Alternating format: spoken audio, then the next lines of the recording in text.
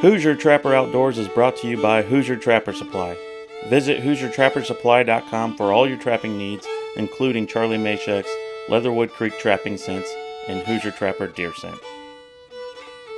All right, welcome to Episode 3, Season 13, Hoosier Trapper Outdoors. On this episode, we'll continue with our Texas trap line. I want to remind everybody about the Trap House podcast. The last episode we did was with Jake and Riley of New England Naturals. If you haven't had a chance to listen to that, it's a really good episode, and the guys, they're both great advocates for trapping, and they will kind of give those of you that kind of struggle with maybe explaining yourself or explaining some aspects of trapping, some ideas and some pointers on dealing with people that are non-trappers. So it's an excellent podcast. I want to remind everyone of the Fur Takers of America Chapter 7B rendezvous here at Hoosier Trapper Supply on the 28th of September. Looking forward to seeing everybody. If you've been here, you know what the day is like. For those of you that haven't, we've got good demos, we've got good food, we've got kids games, fundraiser auction at the end of the day for Chapter 7B. So be sure to bring something to donate for the auction. And that's really about it for the 7B. I can't say enough about it. It's like a family reunion of trappers. And by the way, there's lunchtime music as well. So looking forward to that. I want to thank everybody for the orders, stopping by the shop, whether you order online or over the phone or you're a walk-in customer. We appreciate that. After all, that's what makes all this possible. So with that said, hope you enjoy the show.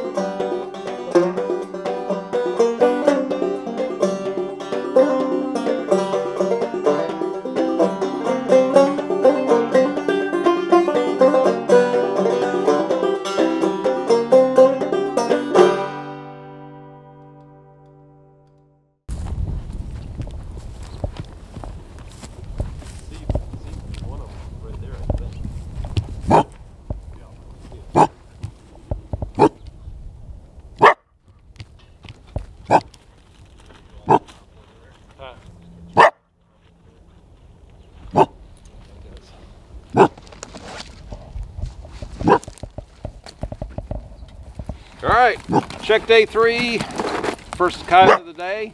He's a talker.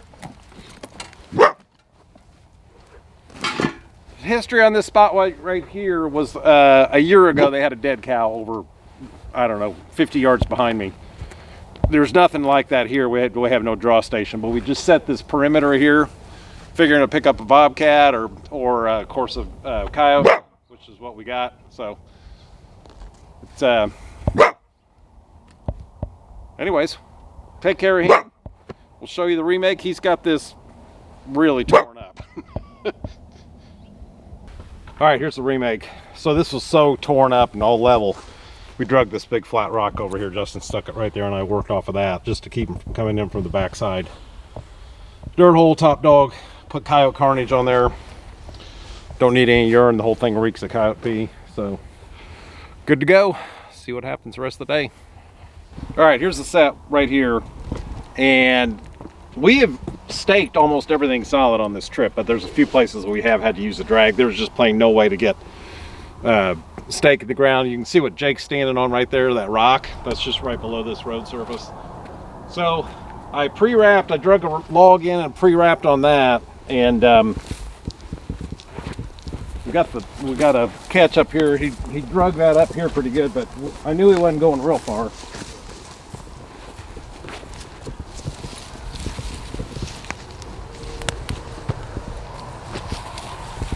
So this is the log I drug over by the set, pre-wrapped the drag on it, and that drag in this open country, I mean, he could weave in and out of these mesquite trees or whatever and maybe not get hung up right away. This just saved us some time, and the set's only, I don't know, 7 or 8 yards behind Justin, so it's kind of a nasty looking coyote. It's really the first nasty one we've caught.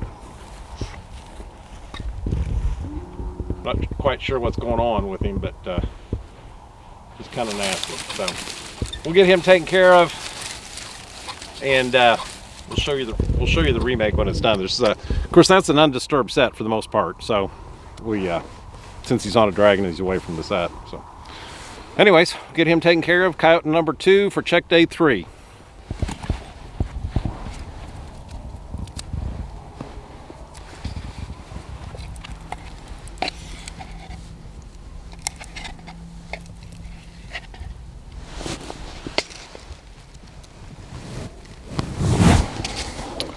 All right, top dog in the hole.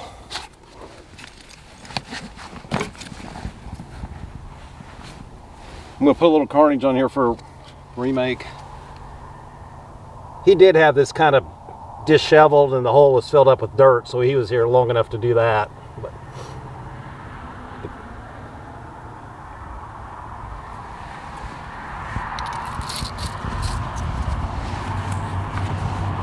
got the drag chain coming up over here. There's the pre-wrap log.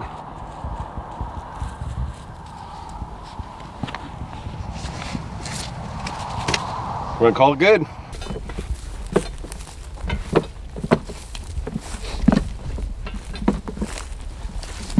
Coyote number 3 on check day 3.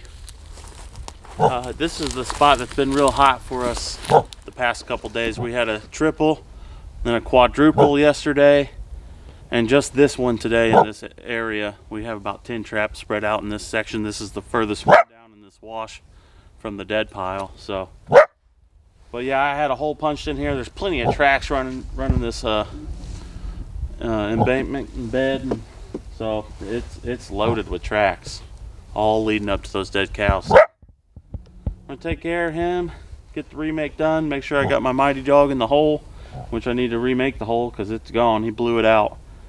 I won't put any urine down. I'll probably just put some, maybe like a Coyote Carnage is what I like to use for remakes sometimes, so we'll go with that. But good deal.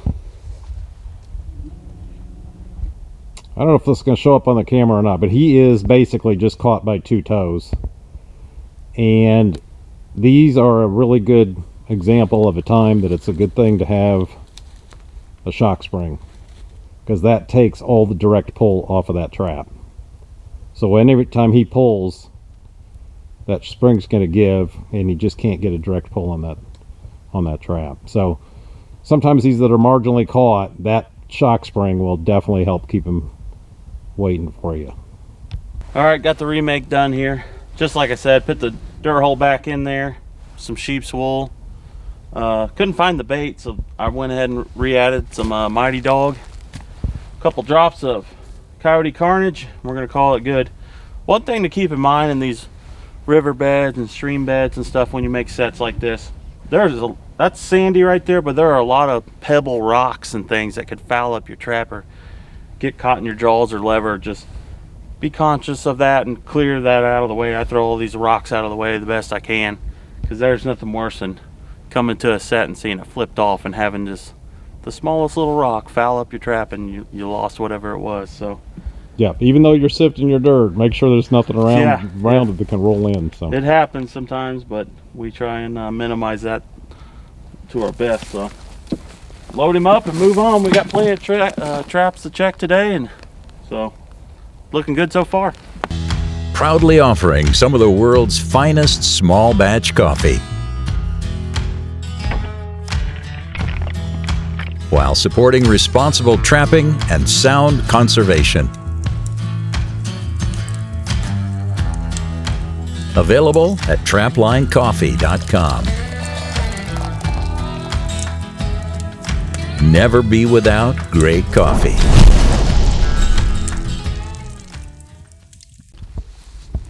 All right, check day 3 still rolling. We punched this set in yesterday evening, and we were driving by and I saw a bobcat track just 5 yards down this way, and obviously this is not a bobcat. Porcupine, first one here we've got, I think in Texas in general. We didn't catch one last year, did we? No, we caught him in Kansas. But yeah, caught him in Kansas, and kind of cool novelty thing, you know. Being taxidermist, you know, we might mount it. Who knows what we'll do with it, but we're gonna take care of him, remake the set, and freshen it up. He's got it tore up pretty good back here. Make sure we got plenty of bait down in the hole, some top dog, and move on. We do have some more traps to check, but the line is definitely getting thinner. So check day 3 continues. All right, got the remake finished up here. He just had that hole kind of caved in there. Bait was still down in the hole with sheep's wool, and there's my jet fuel was on there, so everything was in order. So just kind of cleaned it up and called it good. Just a reminder to everybody, we say it all the time, you don't have to pull this up and put a clean trap down. It's perfectly fine. So yep, we're all good. He's got some healthy quills in there. I'm glad I didn't catch the bad end of them.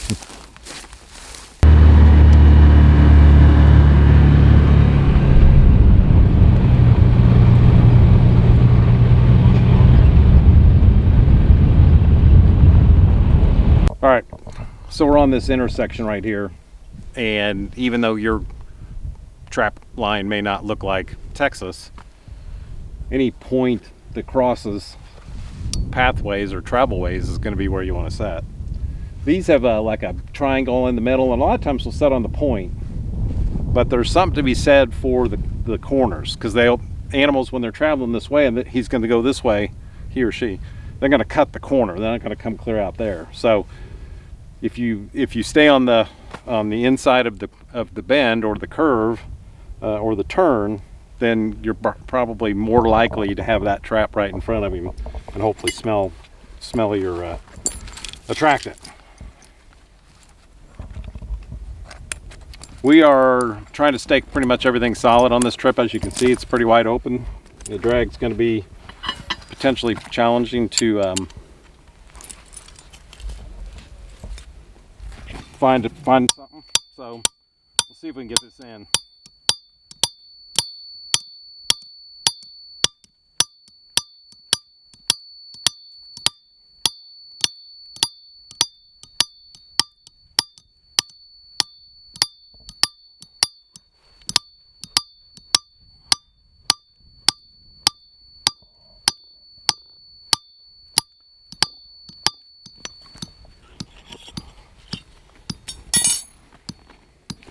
One thing I want to say about these, we use just these Berkshire stakes. They don't look like much. They're the most reasonable stake. This is not the heavy duty Berkshire. This is the standard Berkshire. The heavy duties in this kind of soil, you're actually going to blow the point off of them. But these things actually go into this pretty hard soil. You can roll rocks with them as long as you're just not hitting the rock solid like that. They do an excellent job. And if by chance you don't take the time to get get them out of the ground, either prying them out or digging them out, you can cut the cable and leave that in there, which will, it'll disintegrate and rust away. You're not leaving much money in the ground. So, you can go high-end super stakes with chain. There's all kinds of alternatives or choices in cables or chain stakes, but we use just this very basic one, and it works very well.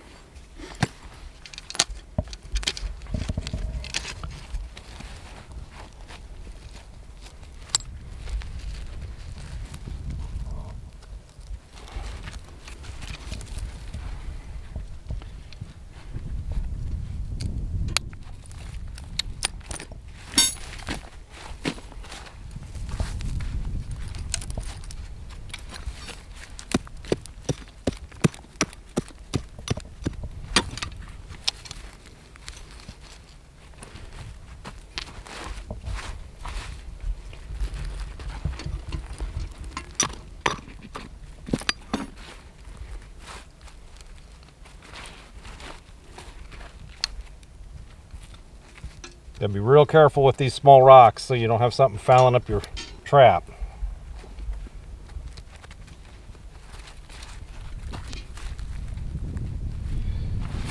Get it bedded securely.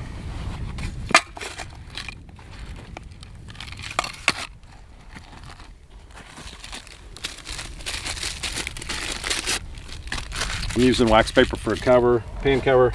You can use the fiberglass screens too.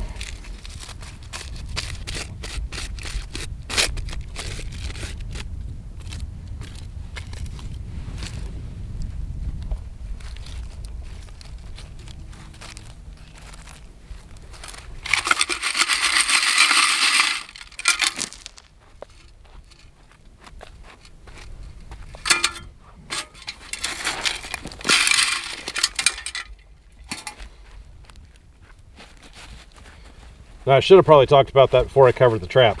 We hug the hole. I know that's what we do. That's what works. You're guarding the bait that's in the hole. If they want the attractant, they got to get to the hole to get to it. So that's where the trap needs to be. If your trap's clear back here, they're going to come in from the side. They can come in from the back, come in from all kinds of places and not have that trap in the right place. If they approach the trap or the set, like in your mind you traditionally think that they may, which would be to just walk in like that, then the trap can be back here. But most of the time they're going to come in from the side, they're going to mess around, and that way you've got that attractant covered by your trap. This one was back just a hair further than that, than right on the hole. It's probably about that far back from the jaw. And it's because this is slightly on a grade, so you can get away with a little bit further back. But we're generally, if we can get that trap right on the hole, that's where it's going. All right, so some people talk about packing the dirt down like this. In this sand and this heavier soil, I typically don't do that. If that trap is bedded properly, I don't find that that's super necessary, but you can definitely do that. If you think you're gonna have a lot of rain, it's gonna settle that out bad, that's probably not a bad idea to push that down.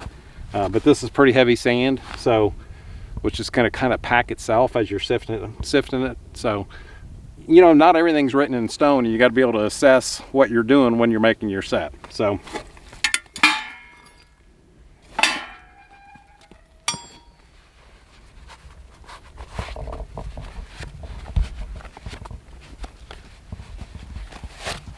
all right, so I usually put a separate pair of gloves on for my attractant application, so I can keep my leather gloves free of as much smell as possible.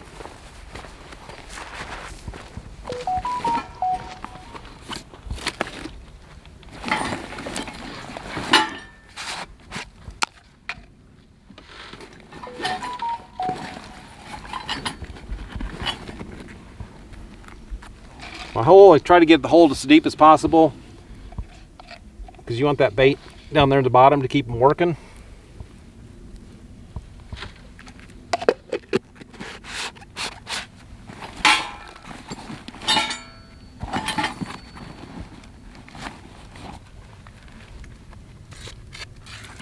Lure.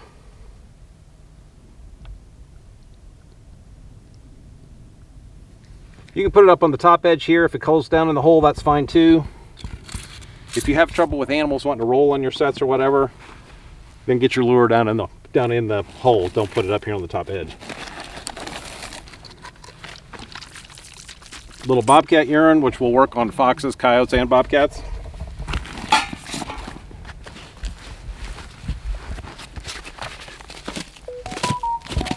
Brush that out.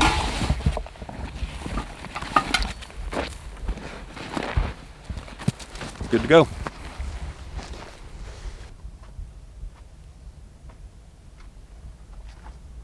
I feel like I'm just cooked. All right.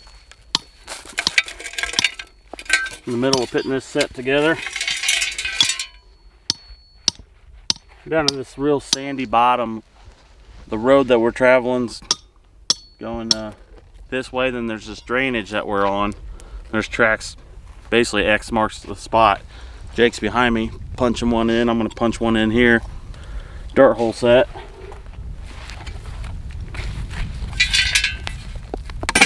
Kind of hard to maintain that dirt hole when it's that sandy too.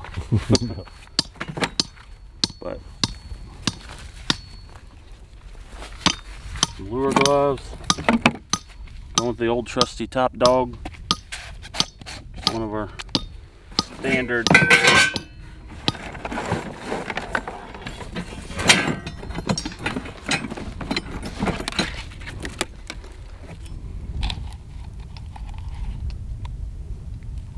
need a bigger stick, but good glob of that down in the hole.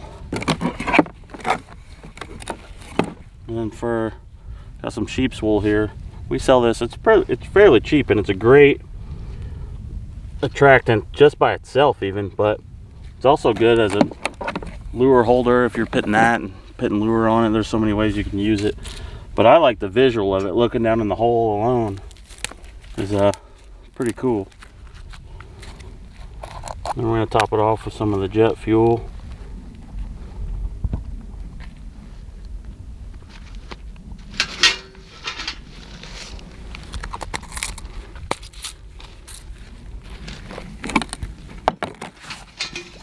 then some bobcat urine. That's pretty much it. Clear out my spot. Make sure rocks like this don't end up in my set. Gonna brush it out. The bed of the trap area here is just slightly lower than the grade of the ground, just enough to kind of channel that foot, focus it down into that low point, low area. It's warm. We with this weather, I'm sure there's going to be stuff moving, but not as much as it would be if we had some front come in, or colder evenings, or cold nights to help move the animals. But I'm sure we'll pick some off here in the next few days. We got rain coming when, Charlie? End of the week. Four or 5 days from now. 5 days. So it might be kind of hit and miss, kind of slow, and hopefully while we got everything in place, it just kind of turns on and we just have a, you know, one of those big days. So, but yeah, check day 3. We're winding down. Sun's going down, and we got a long ways to get back to the truck. We do. Yeah, we do. What you doing, Jake? Just wrapping up a set. What are you using for a tractor? Tree hugger terminator. Yep. And a little bit of long distance. Stole that from Jared. And I really thought about it, but it just makes sense. So yeah, the beaver lure with beaver caster, and there's obviously other things in that beaver lure to enhance that. All of that would be very appropriate for canines and something different. And bobcats are going to love that too. So Shout out to Jared Shake and Matt Breadaway. yep.